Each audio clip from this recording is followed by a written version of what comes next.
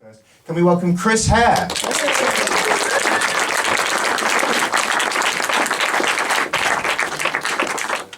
Well, good evening. Yes, I'm talking about Hilaire Belloc, but I've only got 20 minutes to speak. And in my experience, there's two things that make a bad talk. First is when the speaker doesn't really know what they're talking about, and the second is when the speaker knows too much about what they're talking about. And I've sort of immersed myself in Belloc, and I wrote a book about him last year, so I can only tell you a bit about him.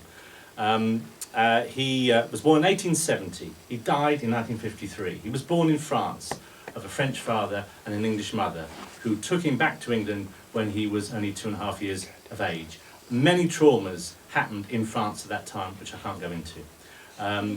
He was a man with a sense of humour, which I'm not really going to touch on today, but I could say that when asked how he'd like to be remembered, he said his sins were scarlet, but his books were red. And he also said, "You're lucky if in early youth you learn how dangerous it is to tell the truth." But really, I'm going to concentrate on his more philosophical and spiritual side this evening. So this is Belloc as a child, and his mother came to London, but she ran out of money because most of the money she had was embezzled, which created in Belloc a lifelong disdain for the financial system and bankers and stock jobbers and so forth. So she came to live in the little village of Slindon in West Sussex. Now today, of course, if you go and live in a Sussex village, it generally means you've got quite a lot of money. But back in the 1870s, that was really not a great thing to have ended up having to do. If you were well-to-do, upper middle class, you didn't want to be in a small little Sussex village. So he grew up there. He had many travels. He was a great traveller. He went really all around the world. He wrote about the world. He was engaged in politics. He was engaged in religious controversies. He had great friends and he had great enemies. His life was a turbulent one. And then in his 30s, he went with his large family to live at Shipley near Horsham. And he lived there from 1905 until his death in 1953. He suffered tragedy. His wife died when she was only 43. He lost one son in the First World War. He lost a second son in the Second World War. So he learnt to deal with grief and have that view of how you cope in those circumstances. Right. So this is him as a young man in his early 30s when he walked to Rome. He wasn't miraculous. He didn't walk across the English Channel. But once crossing the English Channel, he did walk to Rome. He was a very strong and dedicated Roman Catholic, and yet, after you hear my talk this evening, you'll probably think, well, perhaps he wasn't. He was a strange mixture. He loved things that were ancient. You couldn't see the future, you could guess the future, but you could learn about the past and be nourished from the past. So I think the more ancient something was, the more he respected it. The more of the moment it was, the more of a fashion it was, the less he tended to regard it.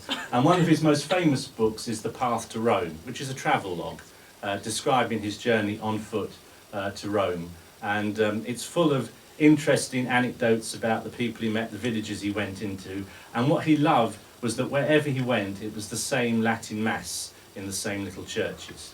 So we can be pretty sure that he wouldn't have been keen on Vatican II and getting rid of the Latin from the Catholic Mass.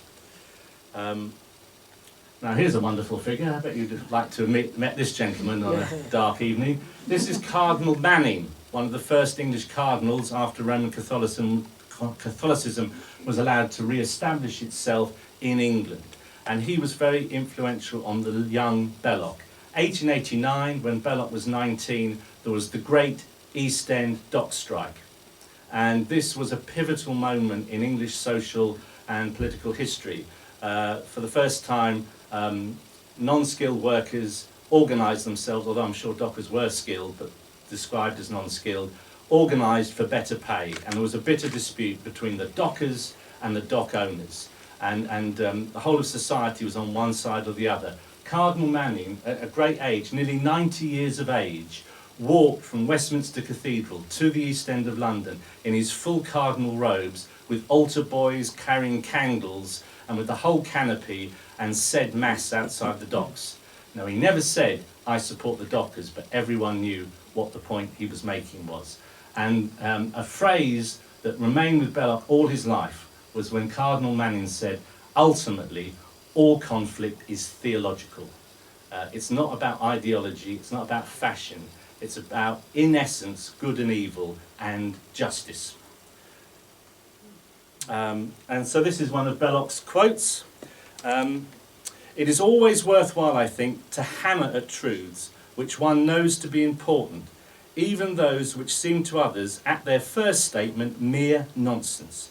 For though you may die under the imputation of being a man without a sense of proportion, or even a madman, yet reality will in time confirm your effort. Now, it would be very difficult to pigeonhole Belloc politically. He was a Liberal MP for 5 years. He didn't think much of it. And when he left the House of Commons, he said, I'm glad to be quit the dirtiest company it has been ever my misfortune to keep. And I don't have to even guess what his views would be about our current political leaders. So he said things which today would be considered right-wing and conservative. He said things that today would be considered extremely left-wing. To him, though, it was all came down to this: all conflict is ultimately theological. In his book, The Four Men, he said in a throwaway line, "The rich are wicked, so say the poor, who are the great majority of men, and therefore likely to be right." In the years between the two world wars, the 1920s and 1930s, he was involved in lots of disputes.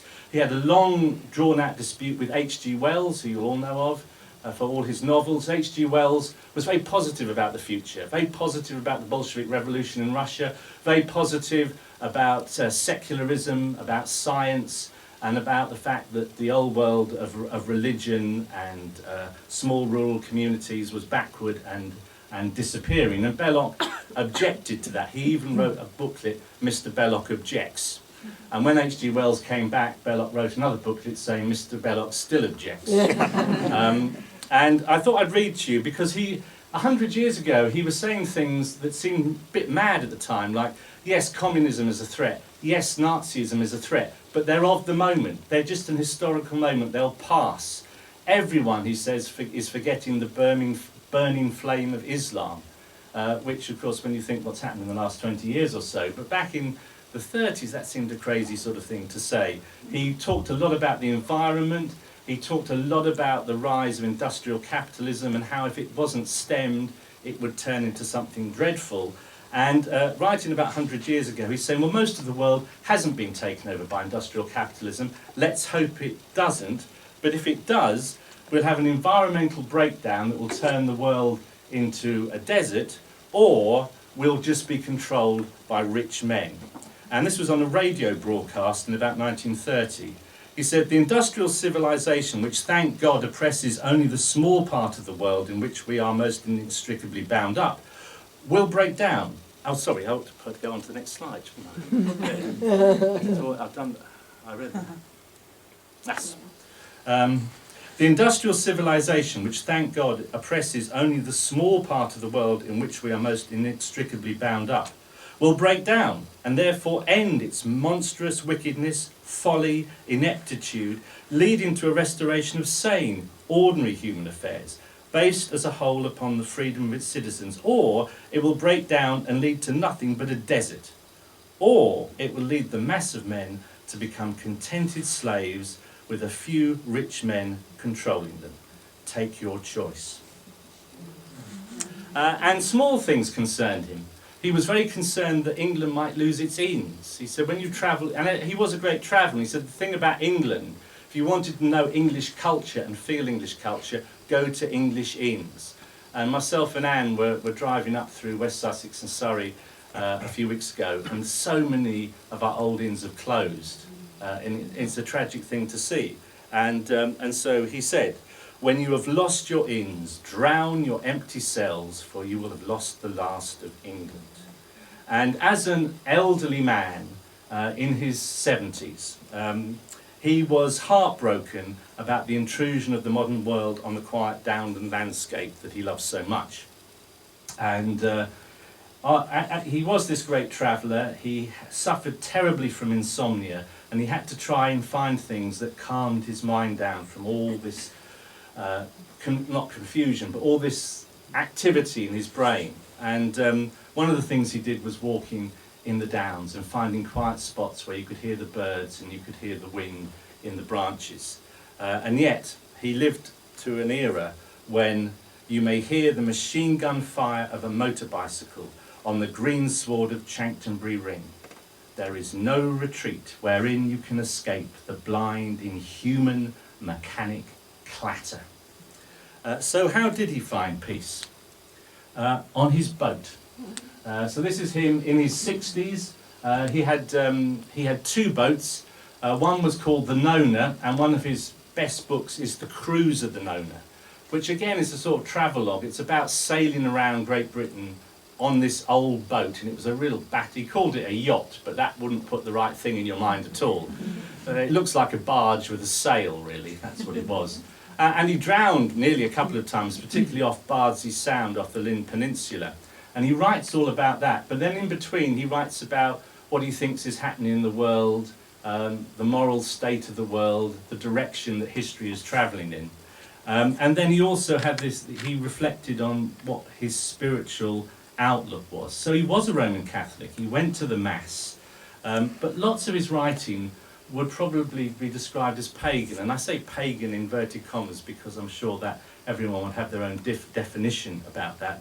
And some pagans might object very strongly to me saying Belloc was one of them. But connected with nature, I suppose, is the right thing. And he described why it was that the sea was so important. Oh, there's the Nona. As you can see, it's not really what you'd think of as a yacht in the modern sense. And he wrote, there on the sea is a man nearest to his own making, and in communion with that from which he came and that to which he shall return. For the wise men of very long ago have said, and it is true, that out of salt water all things came. The sea is the matrix of creation, and we have the memory of it in our blood. And he continued, the sea has taken me to itself whenever I sought it, and has given me relief from men. It has rendered remote the cares and the wastes of the land. For of all creatures that move and breathe upon the earth, we of mankind are the fullest of sorrow. But the sea shall comfort us, and perpetually show us new things, and assure us, it is the common sacrament of this world. May it be to others what it has been to me. Perhaps his most famous book is The Four Men. So this is the frontispiece cover of the last edition that was published in the 80s. I don't think it's been republished since then. It's a book you really have to read twice, unless of course you get to page 6 and think, oh, I can't be doing with this, which a lot of people might do. But it really has to be read twice to get the measure of it, because there's pathos, there's insight, there's companionship, there's humour, there's philosophy, and there's this constant reference to landscape, and to the effect of landscape on the people who live within it. My wife Anne, who's down here at the front, here, she adapted the book into a stage play that's been performed several times over the years. This was the most recent adaptation, and it was performed in Eastbourne, wasn't it? That was one of the places it came to, and it's being put on again at the end of October. So first of 2 commercial plugs, and there are flyers. It's on a Saturday and Sunday afternoon, the last weekend of October, and also with the Sussex Folk Orchestra providing musical accompaniment. And it's the story of 4 men travelling across Sussex from Robertsbridge in the east to South Harting in the west.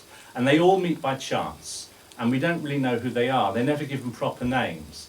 So the narrator is called myself, then there is the old wise man called Grizzlebeard, then there is the sailor of the sea who's called Sailor, and then there's the young fey poet who's called Poet. And most of Belloc's biographers agree that actually they're all four aspects of himself. So the arguments they have are the arguments within his own head. And of course the poet is what he would have loved to have been as a young man, and he felt his poetry never really met the mark. The sailor, of course, was what he did for recreation, to escape the stresses of the world. Myself is him at that time, and Grizzlebeard is what he hoped to become as an old man, wise and wealthy. As I said, it's full of landscape. Now I've quoted from Belloc talking about the sea, so let's bring in the landscape. And this is on Halloween, when he's looking towards Chanctonbury Ring at night. The moon stood over Chanctonbury, so removed and cold in her silver that you might almost have thought her careless of the follies of men. Little clouds, her attendants, shone beneath her worshipping, and they presided together over a general silence. Her light caught the edges of the downs. There was no mist. She was still frosty clear when I saw her set behind those hills. The stars were more brilliant after her setting, and deep quiet held the valley of Ada, my little river, slipping at low tide towards the sea. So there you get both the landscape and the moon recurs again and again in his writings and in his poems. And the thing about the moon, Belloc said, is that it changes all the time. It never is the same. And he wrote that the waxing moon were given to him to lift his eyes to heaven. You know, where does religion come from? Well, look at the moon. It's alive, isn't it? It keeps changing. And also in Belloc's writing, in his prose and his poems, comes the idea of home. Now, home isn't just a physical, literal place. You know, he lived at Shipley, but he often writes about, I've always been wanting to get home, but I never have. And he wrote, you will see nothing in any man's speech or writing or expression to match that which marks his hunger for home. So it's not just a physical home, it's the spiritual home. How do we get to the place where we feel right, where we feel at ease, where we feel at one, if you like, with nature or with God or with eternity? But he could find remoteness close at home in the small little Sussex lanes and in the old crafts and workmanship. So Belloc, when he was a boy, there were still oxen on the downs. In fact, the last ox team was ploughing on near Beachy Head up until the 1920s. And there are photographs, if you look it up online, you'll find ox teams in Sussex, and they're more than likely, I think Exeat, I think that's where they were. And oxen were used because they were stronger than horses, and the earth was often tough going, and if you wanted a deep furrow, you used oxen. The Sussex country people, with their dialect, with their country customs, with their traditions, this all delighted him. But not in a patronising way that some intellectuals have, you know, pat the rustic person on the head. He was deeply moved by ancientness, by songs that had been sung for generations and generations, stories, even silly stories, you know, the Devil's Dyke story. The fact that it was told and passed on from grandparents to parents to children, he thought was very important, and it gave people their character, their sense of purpose, their sense of direction, and somehow it strengthened and emboldened them against attempts by those in power or the rich or the government to try and impose their will on them. I'm sure if he was alive today, he would be very sad to see this decline and the rise of consumerism. And this is Belloc in later life. I think you can see there why you can see he's suffering from insomnia. He often went days and days without sleep. I'm going to conclude by singing you a song. Yes, you didn't know you were going to get that. And because Belloc wrote lots of songs in the folk style idiom. And this is a song that hopefully combines what I've been talking about this evening. In 1913, he passed Hanukkah Windmill near to Slindon, and the windmill had crashed down in a storm and was in ruins. And he stopped the car and broke down into tears, and then wrote this poem. Shortly afterwards, a few months later, totally unexpected, his wife died, the First World War broke out, his son was killed, and after the First World War, rural England, and particularly rural Sussex, never really recovered with mechanisation and a huge urbanisation as well. So, and locally, in the dialect, the windmill was called Sally. Sally is gone that was so kindly, Sally is gone from Hare Hill, and the briar grows ever since then so blindly, and ever since then the clapper is still, and the sweeps have fallen from Hare Mill. Hare Hill is in desolation, ruin atop and a field unploughed, and spirits that call on a fallen nation, spirits that loved her calling aloud, spirits abroad in a windy cloud. Spirits that call but no one answers, Hanukkah's down and England's done. Wind and thistle for pipe and dancers, and never a ploughman under the sun, never a ploughman, never a one. Chris Hare. Thank you so much, Chris Hare. Thank you, Chris.